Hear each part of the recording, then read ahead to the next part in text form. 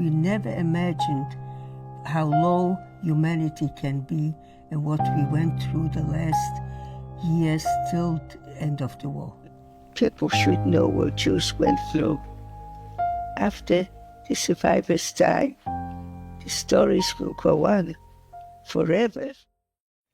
When we're speaking about the war, one survived, and we're speaking how many died, and we're speaking millions. If one doesn't put a story and a face, numbers mean nothing. My name is Ray Kane. I was born in Lodz, Poland, and my family consisted of my parents, 3 brothers and a sister. After Hitler came to power, the wave of anti-Semitism from Germany was so great that they fired the Jewish people in all these national institutions. And my father was fired. You really couldn't get too close to be friends with Polish children, because every Sunday when they came out from the church, they used to call us names. This was in the beginning, before we knew what's going to be. And still when this passed and you were in a peaceful place, you said, no, it can't be that bad. It's one incident. It wasn't like in one shot. It was little by little. The end of 1939, my brother, he didn't want to stay. And now young people were running to Russia. They thought this is how they will save themselves. The meantime, every now and then, even before they created the ghetto, they already had some deportations, sending out people disappeared. I was 11 years old by then. My parents were already in their 50s. I was the youngest. Little by little, they announced, they didn't say ghetto, but we will be evacuated to one area, to downtown of Lodz.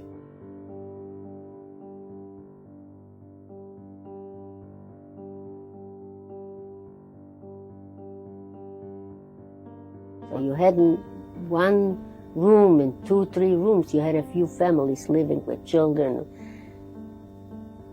It wasn't exactly heaven, but still, we were still together. We still had food to eat.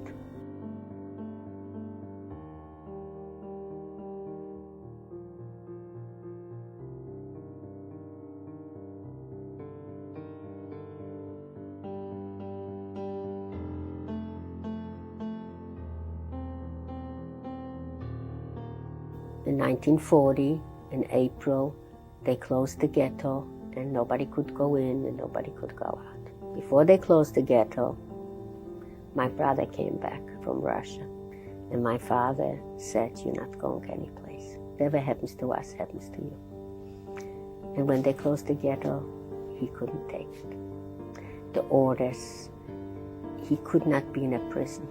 Late spring in 1940, a lot of epidemic diseases were like dysentery started. Meantime, my father was also sick. There were no doctors and we were in a home arrest that time.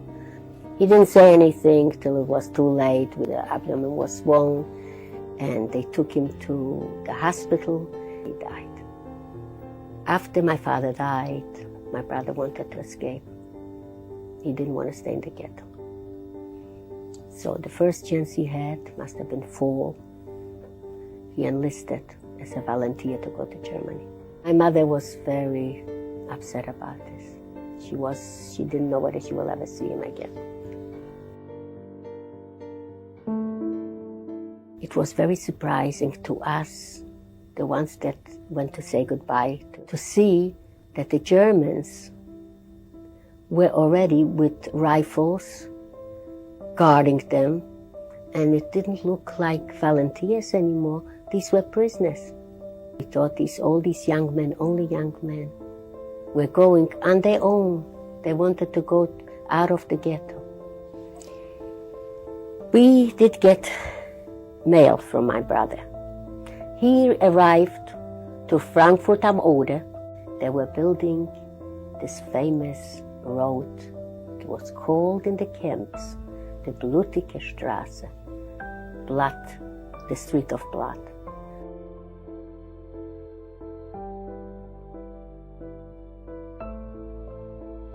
In 1941. The order was, whoever will survive has to go. Nobody can get a card, a ration card, unless he's working.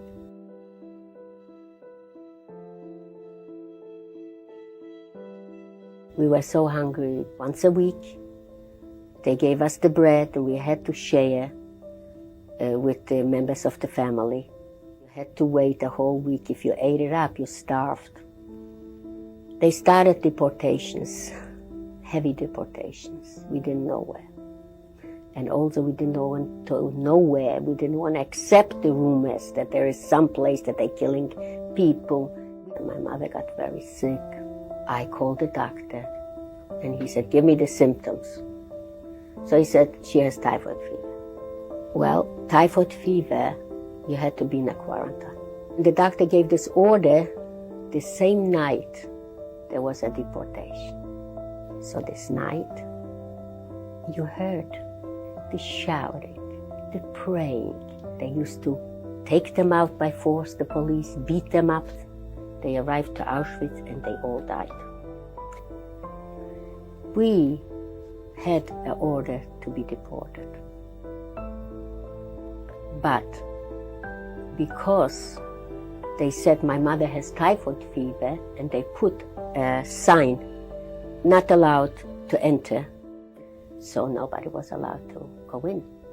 And this how we were saved from this deportation. By the time they took her to the hospital and she died, and we were very thankful to God that she wasn't taken and died in disgrace, undignified. She died in a bed in a hospital. We were advised she never had typhoid fever. She died of starvation. The reason I didn't die is because my mother got sick and she died. And she saved us.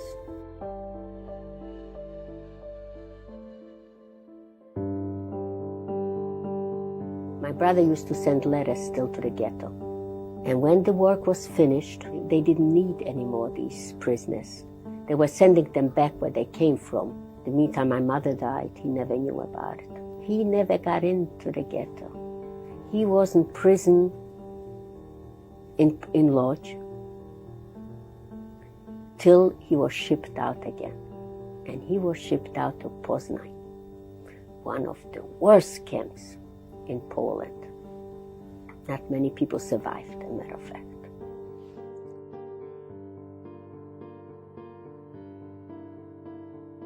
People like myself and my sister and my youngest brother lived in the ghetto and we didn't have anybody to help us. We did it on our own. September 42, a new deportation, which was called Sperra. Sperra means confined.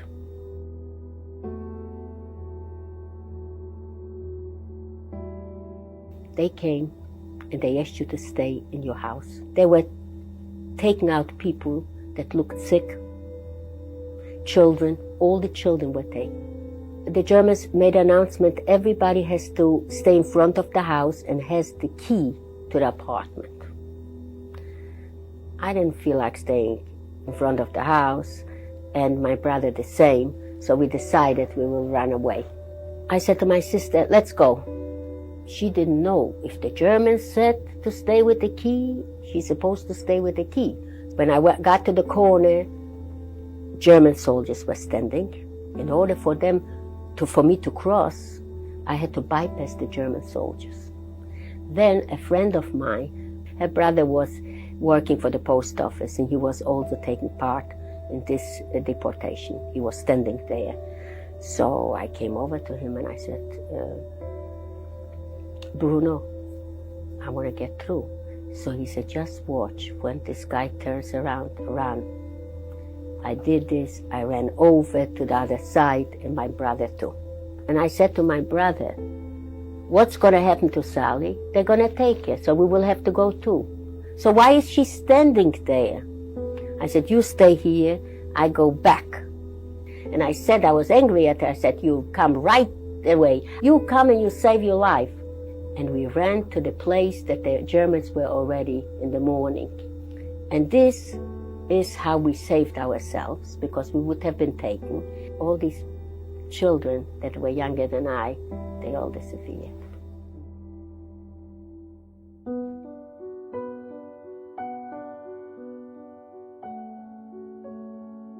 In 1944, I must have been about 15. Life was as miserable as it seems to be, and not getting better. We had to go to work, temperature, coughing, bleeding. If you didn't go to work, you lost one meal. One day, a Jewish policeman came. He wanted to know who lives in this particular apartment upstairs.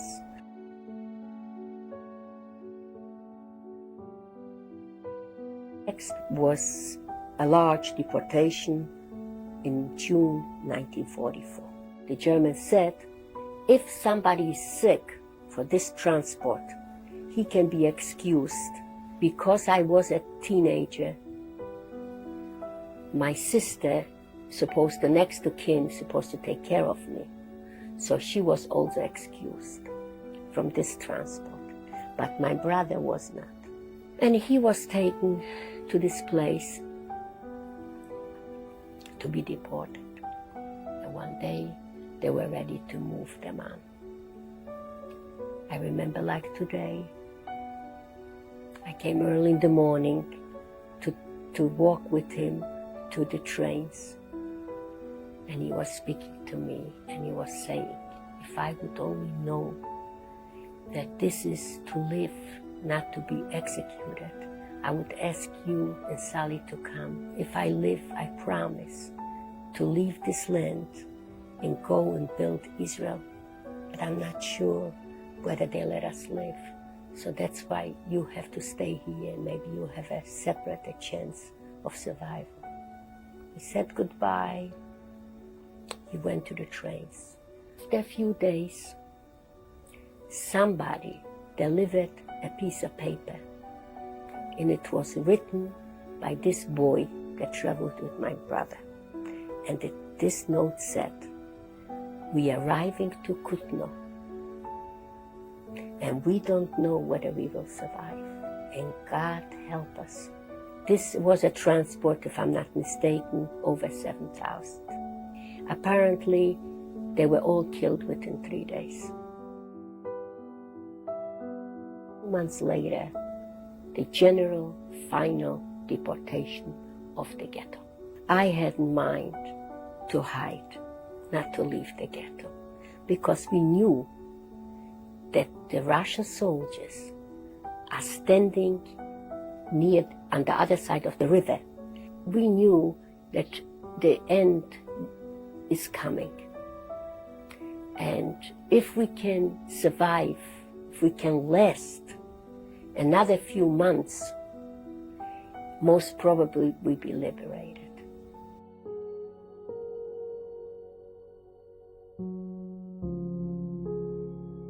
The deportation was always in the morning. So afternoon, I used to go and to visit my friends and relatives to see who was taken. And here is another deportation. Second one during the day. The Germans came, they were marching the people, and I knew if I can't save myself, that this is the end. After me, a Jewish policeman was running and shouting and didn't let me go. And I was furious. I said, what right? You a Jew. What right do you have to stop me? I want to live, I want to survive, I can't go now. He said, you have to come with me. I said, oh no, I'm not coming with you. And I was cursing him. I said, you have no right to stop me. I can save myself. Somehow he left. He left, and there were steps. The steps were wooden steps. And I tried to go upstairs to the attic. And of course, wood makes noise when you walk. And it was so quiet in this house. And every step was a noise.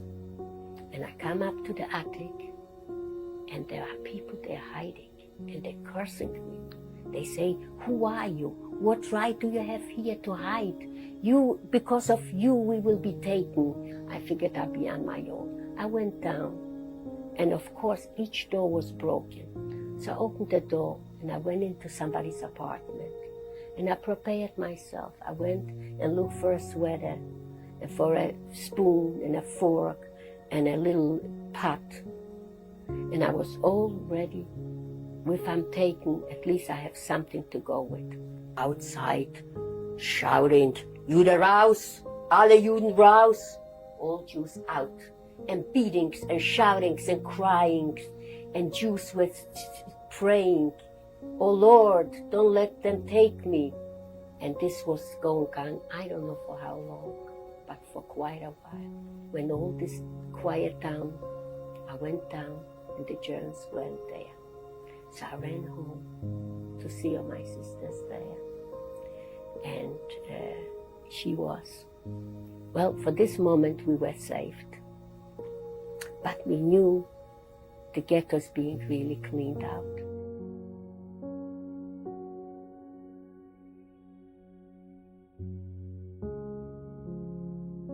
Came to the trains, we were packed.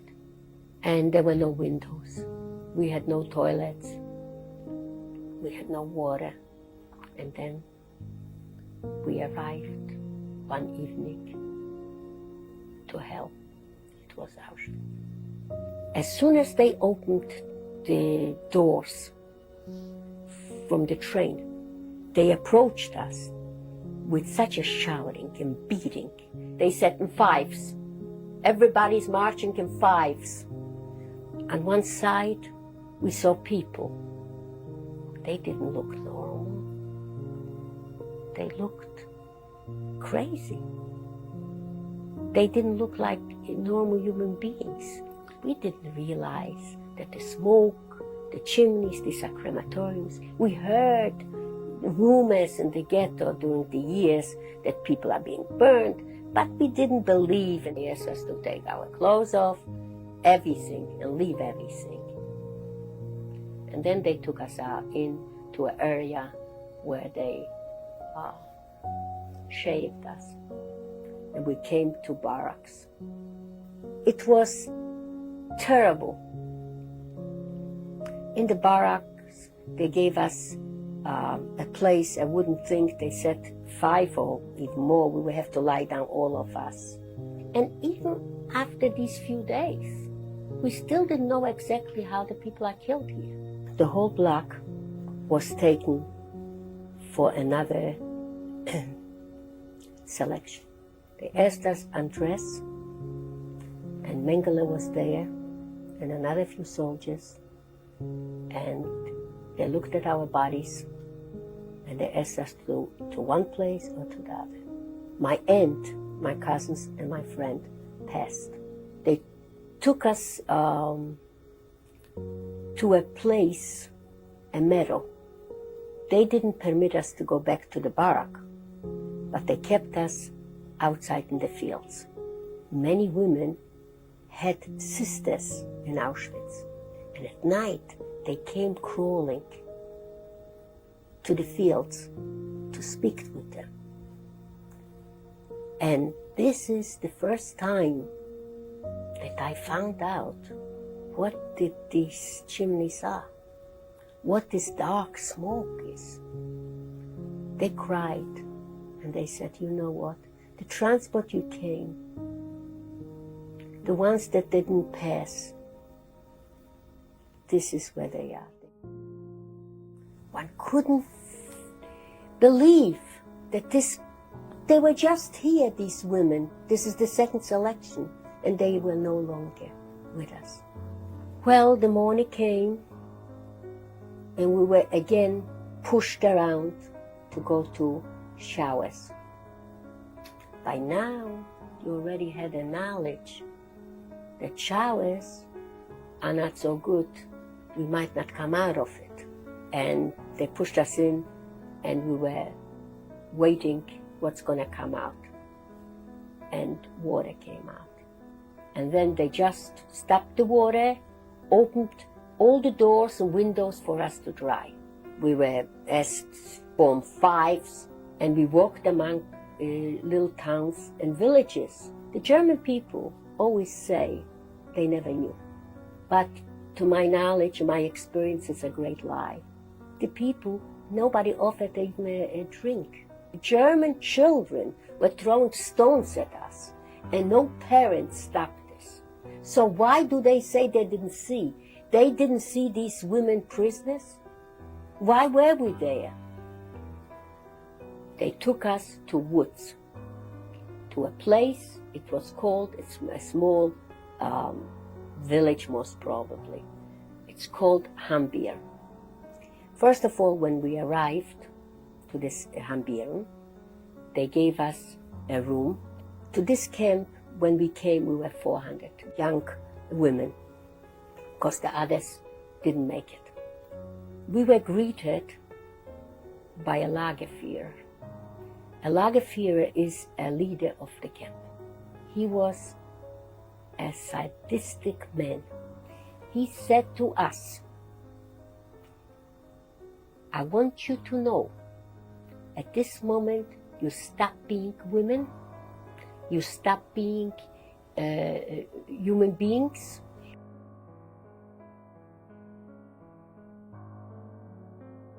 They selected girls to work, and I was assigned to a place where the soldiers stayed. He told me that I will help out, I clean. An elderly soldier approached me and he said, are you hungry? He gave me his leftover food. His name was William Minge. He was very kind. We were in this camp till the end of December 1944. They were reading the newspapers, and I saw that the Germans are losing the war and which town was taken, and it was very exciting because we knew whoever will survive, the end is coming. Must have been either the beginning of 45 in January. They started to liquidate this camp. They marched us in to Bergen-Belsen.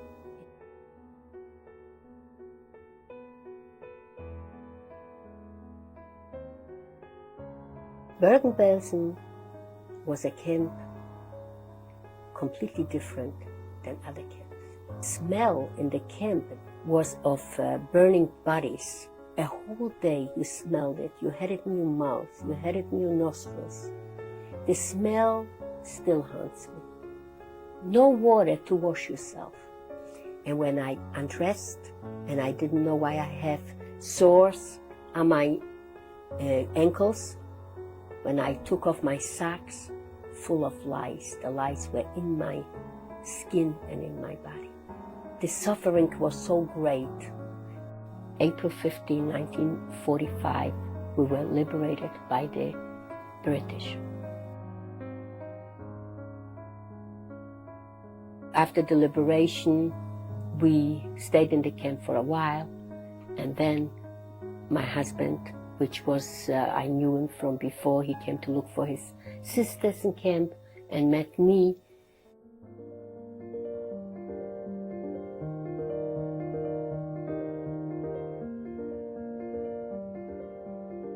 I'm here in the United States since 1946. I arrived the third ship, Marine Purge. I speak to many people. They ask me, how is it that you survived? Why didn't other people survive? It's a very difficult question to answer, but one can say simply only one thing.